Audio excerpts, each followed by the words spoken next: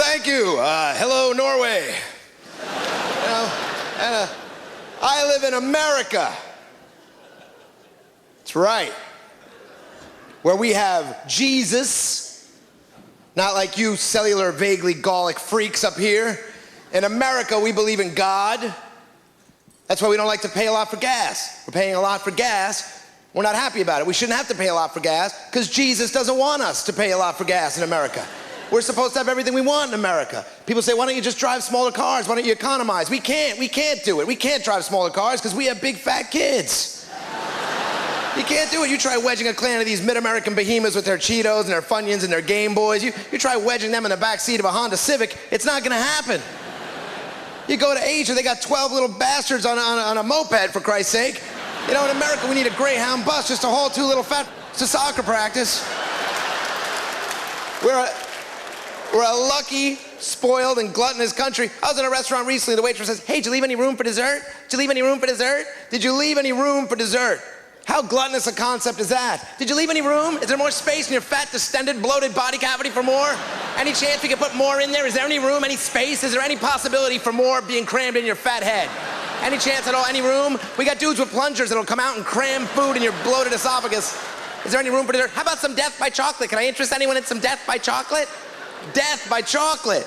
Death by chocolate. How spoiled do you have to be as a culture to trivialize death like that? And let's face it, it's not going to stop anytime soon because nobody exercises, nobody moves, everything's automated, remote control. All we do is sit around and type on the keyboard. In a few thousand years, we're going to evolve to the point where we don't even need limbs. We're just going to be a big fat ass with fingers.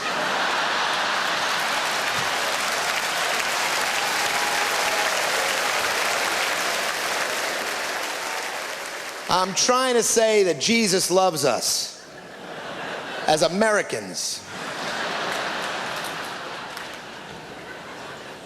It's not that I don't believe in God. I think there's got to be some sort of God out there. Even if you believe in a Big Bang Theory, you could still see that there's some intelligent design behind it. I mean, scientists have pretty much proven that if there had been a 1/4,000,000th percentage difference in either direction in temperature or velocity, that the universe would have never formed after the Big Bang. It would have collapsed back in on itself or expanded infinitely outwards, which proves beyond a doubt that I once read an article I didn't understand and, you know, memorized a little part of it.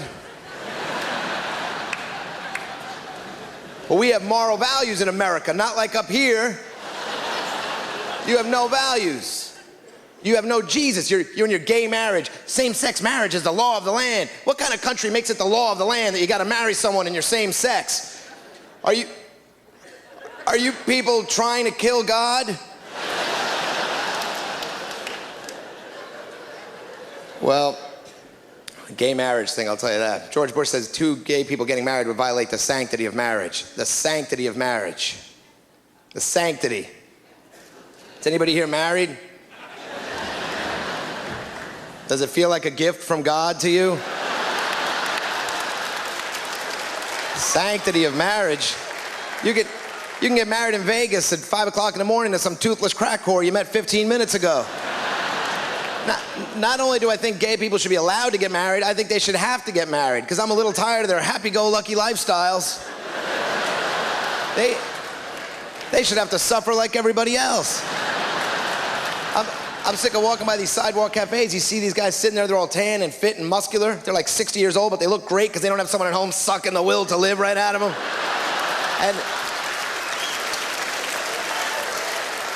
And if you had to be married, being married to a guy would be great. Could you imagine saying something and having the words you said interpreted exactly the way that you intended your words to be interpreted? That would be a nice touch, wouldn't it? Remember what you said 10 years ago when we were driving in the car on the way to my mother's house? No? Oh, me neither. I'm a dude. Forget it. Never mind. I was about to torture you with some fake transcription skills that I knew you couldn't really call me on, and then I was going to punish you for not remembering something that you actually never did in the first place, but instead, since I'm a dude, I'll just shut up, we can drive along, maybe listen to music, have a good afternoon after all. Being married to a guy would be great. I didn't even used to believe in soulmates, the whole concept of soulmates. I never believed in soulmates until I saw Siegfried and Roy.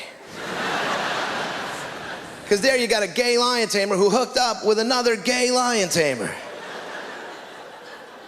What are the odds of that happening? Talk about holding out for Mr. Right. That seems like a pretty beautiful story. People say they can't find someone who shares their interests. Two German dudes play with tigers in the middle of the desert? That doesn't seem vaguely biblical to anybody else? All right, thank you very much. Take care of yourselves. Thanks a lot.